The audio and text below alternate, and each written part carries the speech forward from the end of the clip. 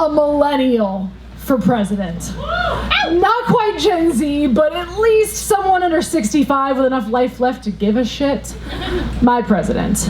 The underprivileged child grown up under homelessness. I want a president who works for minimum wage, with a boss that thinks that a minimum raise will make them stay. I want a president who watched the house across the street burn down in a meth fire. I want a president who had to sleep in their car. Not because they weren't good to drive, but because they called it home for some time. I want the mother of three. From Flint or East Palestine that couldn't afford health care in a city with water so toxic and air so thick you could barely see a future, much less taste it. Give me the miscreant. I want the president that's used food stamps, been gay bashed, laid off, and sexually harassed, whose mother slipped through their fingers on the respirator, someone with empathy.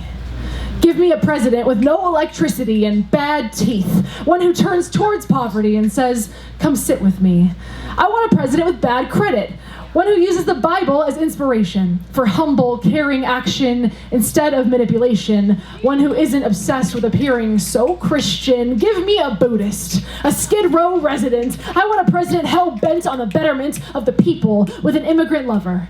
Facing forced removal. For president, I want a drag queen who's had to wait in line at the DMV, the clinic, Social Security. I want a president who had to have an abortion at 16 and face the angry mob of delusional wannabe saviors on the street.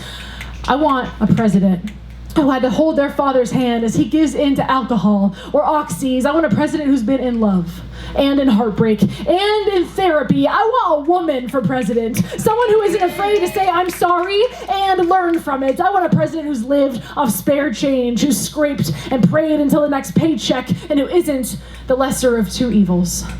I want a president that'll admit they smoked weed and inhaled instead of exhaling all the talking points that we want to hear. And I want a president so goddamn queer, someone with which you'd actually want to share a Bud Light beer, a lesbian, a poet, a proponent of fair legal techniques. I want a president with college loans, one that was sold the decree that all you need is a college degree for success to be guaranteed. I want a president whose brother died at the hands of police, someone who gained a sister because her mother died of cancer when she was just 3. I want a president who's randomly selected by the TSA, someone who's just as likely as you to worry about their child coming home that day from the school or the mall or the movies, or from picking up their siblings, someone who sees it's their duty to improve these stats, who finds it fucking disturbing to know that children must practice combat drills, to have the skills to stay quiet as their classrooms fill with their best friends killed beside them, and perhaps the fact that children and teens are more likely to die by guns than anything could be enough.